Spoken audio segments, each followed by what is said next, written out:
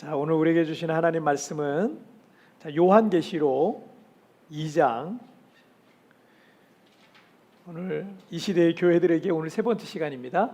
요한계시록 2장 12절부터 17절까지의 말씀입니다. 자, 요한계시록 2장 12절부터 17절까지의 말씀. 자, 우리 한 절씩 교독할 때 제가 12절 말씀 먼저 공독해 올리겠습니다. 버가모 교회 사자에게 편지하라. 좌우에 날선 검을 가지신 이가 이르시되 사는지를 사탄의 권자가 있는 데라.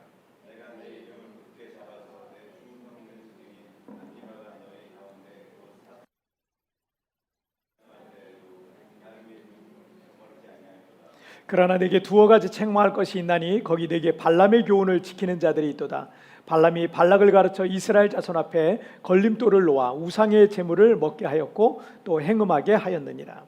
이와 같이 내게도 니골라당의 교훈을 지키는 자들이 있도다. 그러므로 회개하라. 그리하지 아니하면 내가 내게 속히 가서 내 입에 검으로 그들과 싸우리라. 귀 있는 자는 성령이 교회들에게 하시는 말씀을 들을지어다.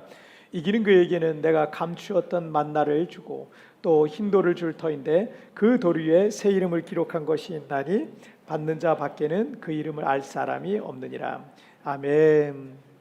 자, 오늘 말씀 제목 함께 읽겠습니다. 시작. 신앙의 타협 괜찮은가? 다시 한번 시작. 신앙의 타협 괜찮은가? 이 타협이라는 단어는 부정적으로 쓰이는 경우가 종종 있는데, 그래서 타협 그러면 왠지 부정적인 이미지가 있어요, 저한테는. 그런데 사실 이 말의 의미는 되게 좋은 의미예요. 사실 좋게 쓰면 또 좋은 의미가 되는 거죠.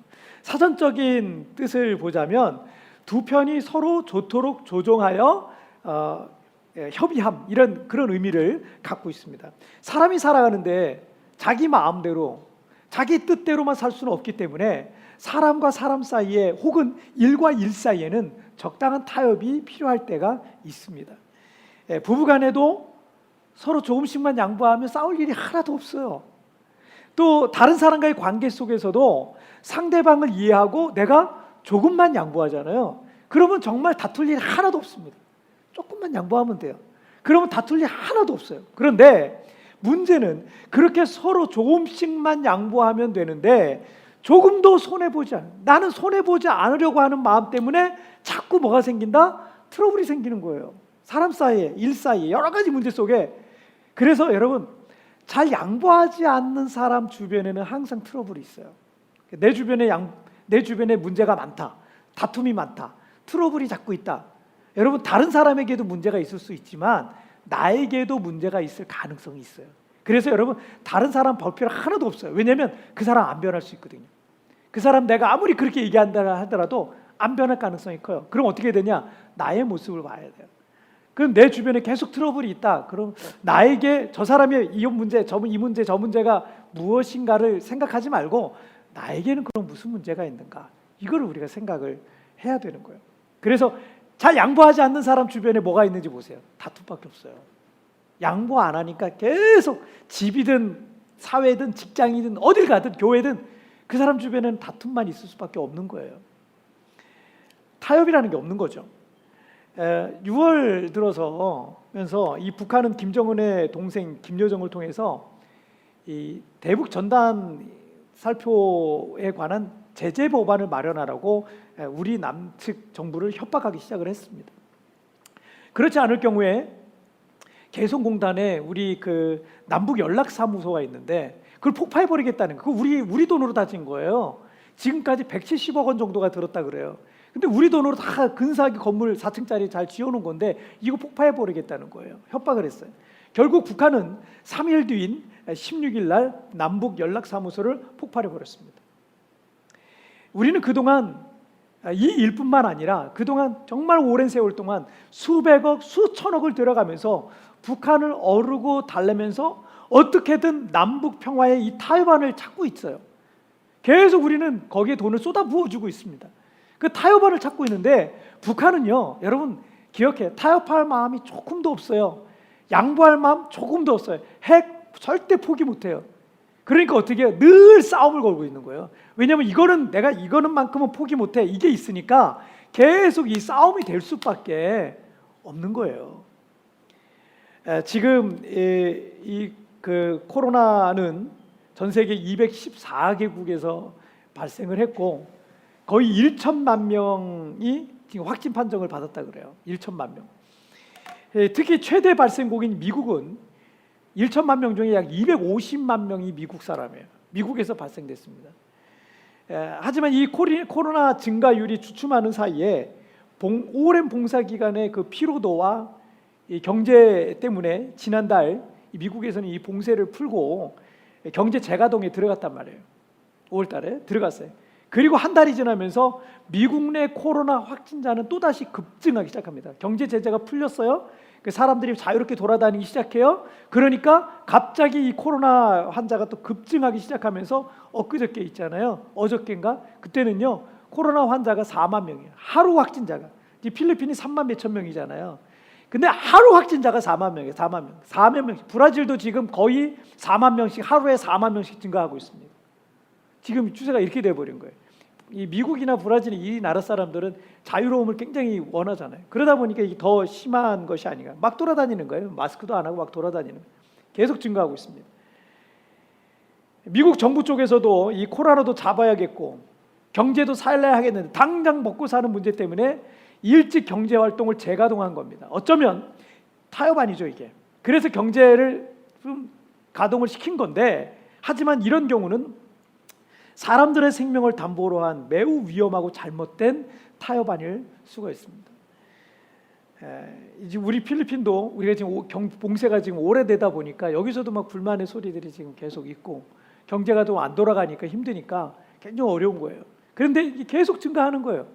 그래서 이번에 내일부터예요. 이제 내일부터 아주 더 강화된 이 봉쇄 정책을 필 거라 그럽니다. 지금까지 뭐 패스도 다 지금 캔슬돼 버리고요. 이제 내일 모레 이제 월요일부터 새로운 패스가 나간다 그래요. 그러니까 이제 여기 더 강화하겠다는 거예요. 앞으로 이제 한 달은 우리가 그냥 꼼짝없이 그냥 집에 있어야 되는 그런 상황이 될 수도 있을 것 같습니다. 그렇게라도 이 싹 고쳐지면 이제 다행인 거죠, 그죠? 그렇게라도. 자, 때로는 타협이 필요한 경우도 있습니다. 하지만 때로는 타협하는 것이 오히려 더 큰 화를 불러올 수 있다는 사실을 우리는 기억해야 됩니다. 때로는 타협이 필요한 부분에서 유연하게 타협할 필요도 있어요. 살아가면서. 하지만 어떤 경우는 절대 물러서지 말아야 할 부분도 우리가 살면서 경험하게 될 겁니다. 자, 우리 첫 번째 주제 함께 보시겠습니다. 첫 번째 주제 읽겠습니다. 시작. 타협이 필요할 때가 있다. 다시 한번 시작. 신앙생활만큼은 절대 물러서지 말아야 할 것 같은데 그래서 타협이 없을 것 같은데 교회생활, 신앙생활 중에 사실은 타협이 필요할 때가 있어요. 그 어떤 경우냐면 첫 번째는 덕이 되게 하는 거예요. 덕이 되게 하라. 이 첫 번째 타협의 원리는 모든 것을 덕이 되게 하기 위해서 타협하는 거예요. 고린도전서 14장 26절 말씀을 한번 보실까요? 함께 읽겠습니다. 시작. 그런지 형제들아 어찌할까? 너희가 모을 때 각각 찬송시도 있으며 가르치는 말씀도 있으며 계시도 있으며 방언도 있으며 통역함도 있나니 모든 것을 덕을 세우기 위하여 하라. 고린도전서 12장부터 14장까지는 여러 가지 성령의 은사에 관한 말씀들이 나옵니다. 특별히 이 고린도 교회에는 여러 가지 성령의 은사들이 많이 나타난 그런 교회였어요. 이 고린도 교회에 두드러지게 나타났던 은사 중에 하나가 방언의 은사였습니다. 하나님의 성령께서 각 사람에게 나눠주신 이 방언이라는 것은요, 뜨겁게 기도하는 사람들에게 주로 나타났습니다. 그렇다면 이 고린도 교회 성도들이 정말 뜨겁게 신앙생활하고 뜨겁게 기도했던 사람들이었을 가능성이 굉장히 크다는 얘기고요. 오늘날에도 뜨겁고 열정적으로 기도하는 분들에게 방언의 은사가 나타납니다. 속으로만 기도하는 분들은 방언이 필요 없어요. 속으로 기도하니까. 그런데 이 소리를 내서 기도하는 분들에게는 이 방언 은사가 필요하니까 하나님께, 왜냐하면 옆에 사람 못 알아들어야 되잖아요. 나와 하나님과의 기도니까 못 알아들어야 되잖아요. 그래서 그런 사람들에게 방언의 은사를 주시더라고요. 그래서 여러분 방언의 은사가 사모하시는 마음이 있다면 소리내서 뜨겁게 기도해 보세요. 그럼 하나님 주세요. 그래서 오늘날도 그러시더라고요. 자, 초대 예루살렘 교회와 고린도 교회에서는 하나님의 말씀에 관한 예언적인 의미의 방언의 은사가 많이 나타났어요. 지금 방언하고 좀 달라요. 우리는 기도로서의 방언이 지금 하는 거고요. 이 당시에 이 초대교회에서의 방언은 예언적인 의미의 방언의 은사라고 생각하면 됩니다. 성경이 아직 완성이 되지 않았었기 때문에 이 방언을 통해서 하나님의 메시지가 사람들에게 전해졌어요. 방언을 통해서 어떤 사람이 그걸 방언을 통변을 해요. 그러면 그걸 통해서 하나님의 메시지가 전해졌어요. 그러니 방언을 하는 사람에게는 이게 어느 날 갑자기 방언이 나타나잖아요. 이게 얼마나 영광스러운 일이었겠습니까? 분명 성령의 은사고 하나님의 예언의 말씀을 전하는 것이 이 방언을 말하는 것 자체가, 이 방언 자체는 전혀 문제가 될 게 없는데 하나님의 말씀 말하는 거 하나님의 은사잖아요. 그런데 원칙이 있어요. 이것 자체는, 방언을 말하는 것 자체는 전혀 문제가 안 되지만 원칙이 뭐냐면 26절에서 하반절에 모든 것을 덕을 세우기 위해서 하라라고 하는 거예요. 하나님이 내게 주신 은사가 있어요. 나는 모든 걸 할 수 있는 자유가 있어요. 그런데 어떻게 하라? 덕을 세우기 위해 하라는 거예요. 에베소서 4장 25절 말씀도 함께 읽어보겠습니다. 시작. 무릇 더러운 말은 너 입 밖에도 내지 말고 오직 덕을 세우는 데 소용되는 대로 은혜를 끼치게 하라. 자, 우리가 무슨 말이든 할 자유가 있습니다. 하지만 우리 그리스도인들은 아무 말이나 해서는 안 된다는 거예요. 자유는 있지만 아무 말이나 해서는 안 돼. 오직 모든 말을 덕을 세우고 듣는 자들에게는 은혜를 끼치는 말을 해야 된다. 자, 그래서 덕이 되게 하는 거예요. 덕이 되게 하는 거는 여러분 뭐든지 이게 덕이 될 것인가 아닐 것인가를 여러분 생각해 보시면 될 것입니다. 자, 두 번째 주제 보실게요. 두 번째 뭐냐면, 둘째는 따라하시죠. 사랑으로 하라. 시작. 사랑으로 하라. 다시 한번 시작. 사랑으로 하라. 두 번째 타협의 원리는 사랑으로 하라는 거예요. 베이스에 사랑의 마음이 깔려 있어야 되는 거예요. 누가복음 10장에 보면 예수님께서 선한 사마리아에 관한 이야기를 말씀해 주시고 있습니다. 어떤 사람이 예루살렘에서 여리고로 내려가다가 강도를 만나서 심하게 구타당하고 모든 걸 다 뺏겼습니다. 그 옆을 지나가던 제사장이 보니까, 여러분 율법에 보면 시체를 만지지 말라는 말씀이 있어요. 시체 만지면 하루 동안 부정해져요. 옷을 빨고 목욕을 하고 뭐 이런 복잡한 절차들이 율법에 나와요. 제사장이 이렇게 지나가다 보니까 죽은 사람 같아 보이는, 끙끙 앓고 있는데 죽은 사람 같은 사람이 있는 거예요. 그래가지고 시체 만지면 안 되잖아요. 저 사람 죽었을지도 몰라, 살았을지도 모르는데 죽었을지도 몰라. 그래서 옆을 지나가던 제사장이 그냥 옆으로 돌아서 지나가는 거예요. 레위인도 이 제사장이 나온 지파 아닙니까? 성전의 일을 하는 사람들 아닙니까? 그 레위인도 지나가다가 보니까 지나갔어요. 목사님도 지나가고 집사님들도 그냥 죽어가던 사람을 보면서 멀리 피해서 돌아가서 자기 갈 길을 갔어요. 하지만 어떤 사마리아 사람은 지나가다가 보니까 사람이 죽어가니까 찾아가서 그 사람을 치료해주고 돌봐주었다라는 내용이 나옵니다. 예수님은 이렇게 묻습니다. 시체를 만지지 말라는 율법의 조항 때문에 제사장도 레위인도 그를 만지지 아니했지만, 율법을 지키기 위해서 그랬다는 것은 내가 알지만 진짜 이웃은 누구겠느냐? 누가 이 죽어가는 사람의 진짜 이웃, 강도 만난 자의 진짜 이웃이었겠느냐? 너희 유대인들이 이방인과 개처럼 여기는 사마리아 사람 아니냐라고 말씀하시는 겁니다. 하나님의 말씀을 지켜야 되는 게 맞지만 그것보다 더 앞서는 것은 사랑이라는 거예요. 하나님의 말씀 그 위에 사랑이 있어야지만 그것이 진짜 하나님의 뜻을 행하는 거예요. 때문에 여러분 로마서 13장 8절 말씀에 남을 사랑하는 자는 율법을 다 이루었다라고 말씀하고요. 또 같은 장 10절에서 뭐라고 말씀하냐면, 사랑은 이웃에게 악을 행하지 아니하니 그러므로 사랑은 율법의 완성이다라고 말씀하고 있습니다. 구약 성경에 먹지 말라는 육식의 종류가 많아요. 신약의 그리스도인들은 먹는 것에 자유함이 있었어요. 왜냐하면 예수님께서 입으로 들어가는 건 사람을 더럽게 하지 못하고 입에서 나오는 게 사람을 더럽게 한다라고 말씀하셨으니까, 그리고 하나님이 주신 모든 것이 선함에 감사함으로 받으면 버릴 것이 없다라고 말해요.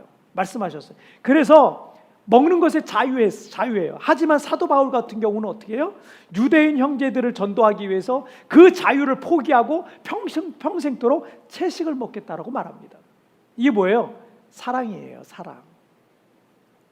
자기 자신만을 위한 이기주의적인 타협은 하나님께서 기뻐하시지도 않고 은혜가 되지도 않고요, 덕이 되는 것도 아니고 주님의 사랑으로 하는 것도 아니에요. 우리 그리스도인들은 이타적인 삶을 살아야 됩니다. 나보다 다른 사람을 위해서, 나보다 주님의 영광을 위해서 살아간다면 얼마든지 그 부분만큼은 유연하게 우리가 타협할 수 있어야 해요. 제가 존경하는 목사님이 한 분 계세요. 설교도 잘하시고 인격적으로도 훌륭하신 이 목사님은 경기도의 한 대형 교회에서 오랫동안 부목사로 인정받으면서 사역하시다가 서울의 한 역사 깊은 큰 교회에 청빙받아서 담임 목회를 시작했어요. 그런데 그 교회 중직자 중 한 분이 서울대를 나오신 분이 계신데, 서울대를 나오고 또 신학교를 가고 싶어서 신학교도 한 군데 또 나왔어요. 똑똑한 분이시죠. 이분이 담임 목사님이 새로 오신 담임 목사님 설교하고 강단을 내려오잖아요. 그럼 항상 설교에 대해서 이렇다 저렇다 계속 지적을 하시는 거예요. 목사님 그건 그렇게 말씀하시면 안 되는 거예요. 목사님 그건 그렇게 설교하시면 안 되는, 막 이렇게 계속 지적을 하시는 거예요. 그게 시작이었어요. 결국은 중직자들 사이에서 무리가 젖은 거예요. 당이 젖은 거예요. 당이 젖어서 여러 명이 무리를 짓게 되고 목사님은 그들과 계속 갈등을 겪으면서 목회를 해야만 했습니다. 보통 이런 경우에 장로님들 쪽에서 또는 목사님들 쪽에서 교회를 지키겠다고, 정의를 세우겠다고 두 파로 갈려져 가지고 나뉘어서 싸우는 안타까운 교회들의 모습들이 종종 있습니다. 어떤 교회들은 반대파가 교회에 들어오지 못하게 바리케이트를 치기도 하고요, 교회 안으로 못 들어간 그런 분들은 마당에서 예배를 드리는 경우도 종종 있어요. 그런 문제가 있는 모든 교회의 상황을 우리가 다 일반화할 수는 없어요. 하지만 그렇게 다툼이 있는 교회의 모습은요, 덕이 되지도 않고요, 은혜가 높지도 않고요, 주님께서 가장 중요하게 여기시는 사랑도, 그들 가운데 예수의 사랑도 없어 보입니다. 그런 다툼 중에 결국 믿음이 연약한 많은 성도들이 교회를 떠나가기도 합니다. 제가 존경하는 그 목사님에게도 그런 일이 벌어진 겁니다. 그런데 목사님께서 참 지혜롭게 그 상황을 해결하셨어요. 목사님께서 담임 목사직을 일단 사임을 하시고요, 사임하겠다고 이제 말씀을 드립니다. 사임하시고, 그런데 그런 목사님이 그렇게 사임해서 가버리시면 또 거기에 남아 있는 성도들이 있잖아요. 목사님을 지지했던 성도들이 계시잖아요. 그러면 교회는 여전히 이 성도들과 그 중직자들 사이에서 또 파가 또 나뉘는 거예요. 그럼 교회는 이 싸움은 계속 이어지는 거예요. 목사님은 떠나면 그만이지라는 생각이 아니라 또 교회는 이 싸움이 계속되는 거예요. 그래서 목사님께서 본인이 사임을 하시는데 그 중직자들은 이 교회 운영하는 분들이잖아요. 이 중직자분들에게 그렇게 말씀을 드렸대요. 자기를 파송해달라고. 어디 지방의 한 지역에 나를 파송해달라. 나 거기서 교회 개척하겠다고. 파송해달라. 그렇다고 해서 교회에서 물질적인 지원을 한다든지 물질적인 의무와 어떤 책임을 지라는 건 아니에요. 빈손으로. 그냥 목사님이 그냥 빈손으로 떠나시겠다는 거예요. 그러면 교회는 목사님을 파송해서 좋고, 목사님은 교회를 정상적으로 사임하고 그냥 다른 데 개척을 하기 위해서 다른 데 파송받아서 가시니까 좋고, 뭐 그런 의미로 사실은 교회의 평안을 위해서 목사님께서 큰 마음으로 결정을 내리신 거죠. 그래서 교회는 목사님을 파송했고요, 목사님은 교회를 사임하고 그 지방에 가서 저쪽 아래쪽 지방에 가서 교회를 개척했어요. 지금 그 교회는 그 지역에서 가장 크게 부흥하고, 목사님은 기독교 방송에서 자주 출연하면서 왕성하게 활동하시고 사역하시고 있습니다. 우리가 살아가는 세상은 참 복잡하고 인간관계도 복잡합니다. 신앙생활과 교회생활을 하는 중에도 우리는 타협이 필요할 때가 있습니다. 원리와 원칙은 간단합니다. 그 결정과 그 문제가 덕이 되게 하고 은혜가 되게 하고 무엇이든지 예수 그리스도의 사랑으로 하면 되는 거예요. 그러니까 여러분, 그 일이 덕이 된다, 모든 사람에게 은혜가 된다, 이것이 그리스도의 사랑이다 라고 생각한다면 그렇게 하시는 게 좋습니다. 자, 두 번째 주제 보실게요. 오늘 본문을 중심으로 두 번째 내용을 보시겠습니다. 함께 읽겠습니다. 시작. 믿음에는 타협이 없다. 자, 소아시아에 있는 7개의 교회를 통해서 주님께서는 이 시대의 교회들에게 동일한 말씀을 주시고 계세요. 자, 그 중에 오늘은 세 번째로 버가모 교회에 주셨던 말씀입니다. 버가모는 지난주에 살펴봤던 서머나 지역에서 약 80km 북쪽으로 가면 떨어져 있는 그런 도시입니다. 자, 오늘 본문 13절 말씀을 보시겠습니다. 함께 읽겠습니다. 시작. 내가 어디에 사는지를 내가 아노니 거기는 사탄의 권자가 있는 데라. 내가 내 이름을 굳게 잡아서 내 충성된 증인 안디바가 너희 가운데 곧 사탄이 사는 곳에서 죽임을 당할 때에도 나를 믿는 믿음을 저버리지 아니하였도다. 버가모라는 지역을 사탄의 권자가 있는 지역이라고 이렇게 소개해요. 사탄의 그 왕자가 있는 지역이다. 그러면 이 버가모라는 지역은 뭐 굉장히 영적으로 사탄의 힘이 강력하게 역사하는 곳이라는 것을 우리가 알 수가 있습니다. 버가모는 로마 시대의 많은 신들을 위한 신전들이 건축되어 있었다 그래요. 때문에 버가모는 우상 숭배의 중심지였고 로마 황제 아우구스도를 위해서 신전을 지은 최초의 도시가 이 버가모라는 도시예요. 황제의 신전이 있어요. 황제를 숭배하는 신전이 있어요. 때문에 이 헬라의 각종 우상을 숭배할 뿐만 아니라 황제의 숭배의 중심지로도 이 버가모라는 지역이 유명한 그런 지역이 있습니다. 때문에 이 사탄의 권자가 있는 이 척박한 그 도시에 심겨진 이 복음의 시인이 이 버가모 교회는 이 박해가 얼마나 심했겠어요. 사탄의 왕자가 있으니 얼마나 이 박해가 심했겠습니까? 하지만 주님은 그 교회 성도들이 예수님의 이름을 굳게 잡고 그 환난을 견뎌냈다라고 칭찬하고 계신 겁니다. 특히 주님께서 인정하시는 충성된 증인인 안디바는 우상의 신전에서 순교당할 때에도 끝까지 믿음을 저버리지 않은 성도다라고 소개하고 있습니다. 자, 그러나 여러분 칭찬할 일들이 있었지만 책망할 일들도 있었어요. 14절 말씀을 한번 보실게요. 함께 읽겠습니다. 시작. 그러나 내게 두어 가지 책망할 것이 있나니 거기 내게 발람의 교훈을 지키는 자들이 있도다. 발람이 발락을 가르쳐 이스라엘 자손 앞에 걸림돌을 놓아 우상의 제물을 먹게 하였고 또 행음하게 하였느니라. 어떤 성도들은 사탄의 권자로부터 엄청난 시련과 고통 속에서도 주님의 이름을 굳게 붙들고 어떤 성도는 그 환난 속에서도 순교하기도 하는데 그 교회의 한 무리의 성도들은 전혀 다른 신앙생활을 하고 있었어요. 그들 가운데 발람의 교훈을 지키는 자들이 있도다라고 말씀하고 있죠. 지도를 하나 좀 보여드리자면, 자, 이스라엘 백성들이 이 광야 40년을 보내고 가나안을 향해 가는데 말이죠. 이 아라비아 광야에서 지도를 보시면 이 남쪽에 있는 것이 아라비아 광야예요. 거기서 그냥 저 초록색의 그 모압이라는 지역인데 거기를 가로질러 바로 그냥 들어가면은 요단강 동편, 이 가나안 땅을 마주 볼 수 있는 요단강 동편에 그냥 바로 도착할 수가 있는 거예요. 쇼컷이죠. 지름길이에요. 하지만 모압은 이스라엘 민족이 가로지르는 것을 허락하지 않습니다. 막아요. 그래서 이스라엘은 어쩔 수 없이 모압이란 나라의 동쪽 경계에 있죠. 거길 돌아요. 뺑 돌아서 멀리 어린아이들까지 거길 다 돌아가가지고 그래서 모압과 또 다른 아모리라는 지역에 그 경계선이 있거든요. 그 경계선으로 해가지고 그 골짜기를 따라서 쭉 내려가는 겁니다. 내려가는데 거기에서 그 동쪽 경계에 내려가다 우측 경계에 있었던 이 아모리 족속의 시온 왕이 군대를 몰고 옵니다. 그래서 그들과 싸우게 되고 그 다음에 그 북쪽에 보면은 바산이라는 지역이 있는데 바산 왕 옥이라는 사람이 또 군대를 몰고 와요. 그래서 아모리 왕과 바산 왕과 싸우게 돼서 아모리와 바산이라는 지역에 있는 그 군대를 초토화시켜요. 이스라엘 백성들이 초토화시켜서 그 땅을 차지하게 됩니다. 자, 이런 소식을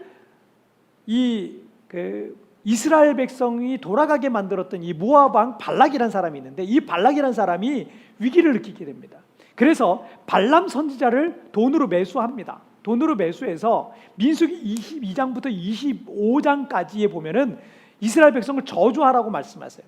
말합니다. 자, 하나님께서 원치 아니하시는 것을 알면서도 발람은 발락 선지자 이 발람은 발락에게서 뭘 받았어요? 돈을 받았기 때문에 이 발락 왕이 원하는 대로 하는 모습을 우리가 볼 수 있는데, 그리고 민수기 25장에 보면 발람이 하나의 그 계략을 내는데 모압 여자들이 자기 신들에게 제사할 때 이스라엘 족속의 지도자들을 초청합니다. 그래서 그들이 우상 앞에서 먹고 마시고 그 여자들과 음행을 저지르는, 그것이 우상 숭배의 한 의식이었어요. 하나님께서는 진노했고 이스라엘 가운데 전염병이 돌게 해서 그 사건으로 인해서 24,000명이 죽게 됩니다. 이스라엘에게는 아주 쓰라린 그런 역사의 흔적으로 남게 되죠. 자, 이것을 15절 말씀, 오늘 본문 15절 말씀에서 말씀하시고 있는 거예요.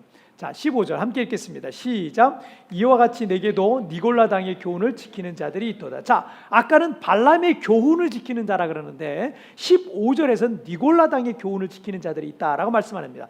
14절에 발람의 교훈을, 15절에서는 니골라 당의 교훈을 지키는 자들과 비교하고 있죠. 이 발람의 교훈이라는 것은 물질적인 탐욕과 육체적인 욕망이에요. 이 두 가지예요. 이게 여러분 거의 모든 게 다 이 두 가지에 다 묶여 있습니다. 모든 사람들의 죄는 다 이것과 관계가 있어요. 물질적인 욕망, 육체적인 욕망, 이거예요. 물질적인 탐심과 육체적인 욕망. 자, 이게 발람의 교훈입니다. 자, 이것을 니골라당의 교훈과 비교하고 있는 것은, 니골라당의 교훈이라는 것은 더 포장이 됐는데 결국 발람의 교훈과 똑같은 거예요. 물질적인 탐욕, 육체적인 정욕, 이거예요. 결국 이거예요. 자, 니골라는 이방인으로서 유대교로 개종했다가 다시 기독교로 개종한 신자였어요. 자, 사도행전 6장에 보면 초대교회 7집사 중에 한 명으로 이 니골라가 뽑혀요. 그렇다면 이 초대교회에 얼마나 열심히, 얼마나 충만하게 신앙생활을 했다는 거 아닙니까? 그렇죠? 정말 충만한 믿음의 사람이었습니다. 스테반 집사님처럼 복음을 전하다가 돌에 맞아 순교한 분도 계셔요. 그 7집사님 중에. 하지만 니골라 집사는 니골라 당이라고 하는 이단 종파를 창시하게 됩니다. 니골라 당은 오늘날의 구원파와 상당히 비슷한 이단이다라고 할 수 있습니다. 인간의 육신은 본래 악하기 때문에 구원에 있어서 육체는 중요하지 않고 우리는 오직 믿음으로 구원받게만 된다는 거예요. 자, 이것은 우리가 믿고 있는 믿음과 비슷해 보여요. 그죠? 우리 그걸 믿잖아요. 그런데 니골라 당은 이 믿음을 갖고 있는 사람들은 율법의 정죄에서 해방됐기 때문에 이후로 육체적 죄를 짓는 육체적인 어떤 죄는 정죄의 대상에서 죄된다, 정죄받지 않는다는 거예요. 육체적인 죄 정죄되지 않는다. 죄의식조차도 느낄 필요가 없다. 죄의식조차도 느낀다는 거, 죄의식을 느낀다는 거는 너는 아직 구원받지 못한 거다. 이렇게 얘기를 하니까 죄의식을 안 가지려고, 나는 이미 구원받아서 죄를 졌어요. 막 살았어요. 근데도 자기는 구원받았다고 주장하는 거예요. 그래서 이미 의로운 상태에 들어갔으므로 원하는 대로 살 수 있는 자유가 있다라고 가르쳤습니다. 믿음을 말하는 것 같지만 사신들은 자신들의 육체적인 욕망을 채우려고 하는 발람의 교훈과 같은 거예요. 여러분 그 구해줘라는 드라마, 저는 이 격리 기간 있죠, 봉쇄 기간 때 그걸 봤어요. 구해줘라는 드라마가 있더라. 이단 사이비에 빠진, 거기 보세요. 거기도 뭐예요? 물질, 육체적인 욕망, 이거예요. 거의 대부분의 사이비가 이거에 관계 있습니다. 다 이것과 관계 있어요. 그래서 성도들 노동력을 착취해가지고 사업체 일으키고, 성도들 헌금을 걷어서 그걸 가지고 그 사업체를 운영하고 다 이래요. 그 물질적인 것과 육체적인 탐욕, 이 두 가지가 항상 같이 가고 있는 것을 볼 수 있습니다. 이 니골라가 예루살렘 초대교회 7집사 중에 한 사람이었다면 그 사람의 믿음이 얼마나 좋았겠습니까? 그런데 자기 욕망과 탐심은 하나님의 자리를 항상 노리고 있어요. 자기 합리화의 덫에 빠져서 욕망과 탐심에 자신의 마음의 자리를 내어주게 되면요, 그때부터 영적인 눈이 멀어지게 됩니다.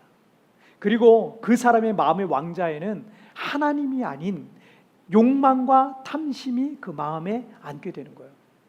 니골라당의 교훈이라는 것은 바로 이것을 얘기해요. 우리 집에서 자녀들과 함께 보는 예능 TV 프로그램 중에 백종원의 골목식당이라는 게 있어요. 이 프로그램 참 배울 게 많은 프로그램이에요. 저희 참 자주 봅니다. 그 프로가 배울 점이 참 많은데, 지난 주간에는 1년 전에 이 솔루션 했던 가게들을 찾아다니면서 긴급 점검해 주는 그런 내용이었어요. 자, 지난 1년 동안 솔루션 받은 대로 철저하게 가게를 운영한 사장님들은 성공적으로 가게를 잘 운영하고 있었어요. 하지만 어떤 가게들은 방송으로 유명세를 타고 잘 나가다가 도리어 그게 위기가 되어서 독이 된 그런 가게들이 있었어요. 백종원 대표가 점검을 해보니까 문제는 하나같이 동일했습니다. 배운 대로 솔루션 받은 그대로 안 하고 있었던 거예요. 방송에 영향을 받아서 가만히 있어도 손님들이 몰려오니까 그렇게 애쓰고 수고할 필요가, 힘들게 할 필요가 하나도 없는 거예요. 그런데 요식업에 있어서 가장 예민한 게 뭐겠어요? 손님들의 입이에요. 입맛이에요. 그게 가장 예민해요. 맛이 달라진다는 것을 가장 먼저 알아차리는 거는요, 사장님이 아니고 손님들의 입맛이에요. 손님들이 하나씩 떨어져 나가는 거죠. 주인장이 뭔가 원칙을 어긴 거예요. 재료를 나쁜 걸 쓴 거예요. 힘드니까 어떤 부분은 타협하기 시작한 거예요. 결국 그런 가게들은 불과 1년 만에 위기를 맞고 있는 모습을 봤어요. 우리의 마음에 무엇이 가득 채워져 있는지, 무엇을 갖고 둘 사이에서 우리가 타협하고 있는지를 가장 빨리 아시는 분은 우리의 영혼을 지으신 하나님이십니다. 믿음의 길을 가야 되는데 돈 때문에 가지 못하고 있습니까? 세상적인 욕심이 내 안에 더 커져버린 것은 아닙니까? 말씀대로 살아야 하는데 우리 안에 욕망이 나를 가로막고 있는 것은 아닙니까? 발람의 교훈, 니골라 당의 교훈에 치우쳐 있는 것은 아닙니까? 예수 그리스도는 버가모 교회에 자신을 소개할 때 좌우에 날선 검을 가지신 이라고 자신을 소개하고 있습니다. 그리고 16절에서 이렇게 말씀하시고 있습니다. 그러므로 회개하라. 그리하지 아니하면 내가 내게 속히 가서 내 입에 검으로 그들과 싸우리라. 돌이키지 아니하면 날선 검을 가진 주께서 내 길을 막으실 거예요. 그래도 듣지 않으면 그 날선 검은 나를 향한 심판의 칼이 될 겁니다. 믿음은요, 타협하지 않는 거예요. 여러분, 다른 거는 여러분 유연하게 하셔도 됩니다. 하지만 믿음은 타협하지 마십시오. 하나님의 원하시는 대로 가야 그게 우리가 살 길이고 복을 받는 길인 줄 믿으시기를 주님의 이름으로 축복합니다. 자, 오늘 말씀 정리해 보시겠습니다. 자, 오늘 신앙의 타협 괜찮은가? 자, 우리 두 가지 나눴죠? 같이 읽겠습니다. 시작. 타협이 필요할 때가 있다. 믿음에는 타협이 없다. 자, 일반적인 부분에서는 타협이 필요할 때가 있어요. 근데 타협할 때 어떻게 타협하라고요? 예를 들어서 오늘 내가 주일을 지켜야 돼요. 주일날 예배를 드려야 돼요. 그런데 사마리아 그 강도 만난 자의 이웃과 같이 여러분, 어떤 사람이 너무너무 지금 힘들어서 지금 응급실에 가야 되는데 이 사람을 도와줄 사람이 아무도 없어. 근데 난 주일 지켜야 돼. 여러분, 그건 말씀을 제대로 모르는 거예요. 그 말씀 위에 뭐가 있다? 사랑이 있다. 그래서 타협할 때 항상 원칙은 뭐냐면 예수 그리스도의 사랑이에요. 그리고 덕이 되고 은혜가 되느냐, 그 안에서는 여러분 유연하게 우리가 할 수 있어요. 뭐든지 할 수 있어요. 덕이 되지 않는 건 여러분 하면 안 되는 거예요. 은혜가 되지 않는 거 하면 안 되는 거예요. 사랑으로서 하는 거나 사랑이 아니라면 하지 말아야 되는 거예요. 다른 부분은 유연하게 할 수 있어요. 또 한 가지, 믿음은요, 그러나 우리가 믿음만큼은 절대 타협하지 말아야 될 부분들이 있어요. 이 부분만큼은 내가 절대 타협할 수 없어. 절대 타협할 수 없어. 그런 부분들이 있어요. 버가모 교회가 그것을 지킨 거예요. 그래서 그것을 칭찬했는데, 칭찬은 받을 부분들이 있었는데, 그런데 어떤 부분에서는 발람의 교훈과 니골라 등의 교훈은 어느 순간부터 물질적인 거, 육체적인 욕망 이런 거에 자꾸 나를 허물어져 가고 있는 우리의 연약한 모습이 있는 것입니다. 여러분, 어떤 부분에서는 절대 타협할 수 없어요.